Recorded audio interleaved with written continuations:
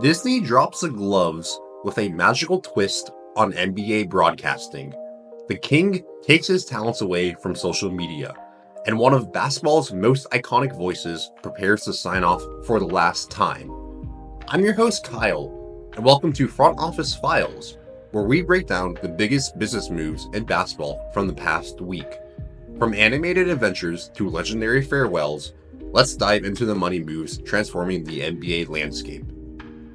Our top story takes us to the Magic Kingdom, where ESPN is about to give us the most unique NBA broadcast we've ever seen. This Christmas Day, when the Knicks host Victor Wembanyama and the San Antonio Spurs, viewers will have the option to watch the game reimagined on an animated wonderland on Disney+. Using Sony's Beyond Sports technology, the game will be recreated in real time on Main Street, USA, with Mickey, Minnie, Donald Duck, and the whole Disney gang cheering from the sidelines. Every move by Wemby and Jalen Brunson will be captured through optical tracking and transformed into animation, creating what ESPN hopes will be must-see TV for young fans. But this isn't just about making basketball more kid-friendly. It's part of a broader strategy by ESPN to combat declining viewership. With ratings down 28% this season, they're desperate to attract new audiences, especially younger viewers who might not typically tune in for regular season games. The broadcast team will feature analyst Monica McNutt alongside Daisy Duck. Yes, you heard that right. Even Santa's elves are getting in on the action, operating the cameras while the big man himself handles the skycam. At halftime, Mickey and friends will compete in their own slam dunk contest, and we'll finally learn just how many churros Goofy could eat during a basketball game. And here's a delicious twist. French Mickey Mouse will be courtside supporting his countryman Victor Wembanyama. Who knew Disney's most famous resident was such a basketball fan? Let us know in the comments if you'll be tuning in to the special event. They call it Royale with cheese. Royale with cheese. That's right. What do they call a Big Mac? Big Mac's a Big Mac, but they call it Le Big Mac. Le Big Mac. The king is stepping away from his throne, at least on social media. LeBron James announced his departure from platforms where he commands over 210 million followers after an interesting repost from Kevin Durant's manager Rich Kleiman. Quote, "We can all acknowledge that sports is the last part of society that universally brings people together. So why can't the coverage do the same?" The timing is telling, just a day after James defended himself against skeptics who called him a liar for saying he watched Dalton Connect's college games. His frustration with the constant negativity was evident in his final message. Quote, "And with that said, I'll holla at y'all. Getting off social media for the time being. Y'all take care." In what is a setback for women's basketball newest venture, Indiana Fever star Caitlin Clark has definitively decided to not participate in the inaugural season of the Unrivaled 3-on-3 league. The decision carries significant weight. Clark's star power has already proven to be a ratings goldmine, consistently drawing bigger audiences than established WNBA stars. The league will have to move forward without their potential marquee attraction, though sources say the invitation remains open for future seasons. For Clark, it's a matter of timing and rest. After leading Iowa to the NCAA championship and jumping straight into a rookie WNBA season, she's earned a break. TNT Sports, which recently announced a multi-year media rights deal with Unrivaled, will particularly feel this absence. When you're launching a new league in an 850-seat studio arena, having a star who outdrew the NBA Finals would have been nice. I imagine this is what the final conversation from Caitlin to Unrivaled was like. I'm not going to, so quit asking. In our next story, we're saying goodbye to a true legend of the game. Hubie Brown, at age 91, is stepping away from ESPN's NBA coverage after this season. This marks the end of an incredible 52-year run in professional basketball that spans nearly the entire history of the modern NBA. Brown's retirement comes during a difficult personal period, following the loss of his wife Claire in June and his son Brendan just 2 weeks ago. His impact on basketball can't be overstated, from coaching legends like Kareem Abdul-Jabbar and Patrick Ewing to educating millions of fans through his broadcasting work. If you want perspective on just how long Hubie Brown has been a part of the NBA landscape, consider this. No one alive has had a longer association with professional basketball.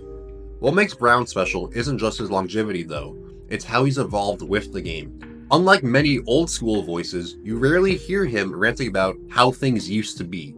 Instead, he's maintained a genuine appreciation for each new generation of stars, adapting his analysis while staying true to the fundamentals.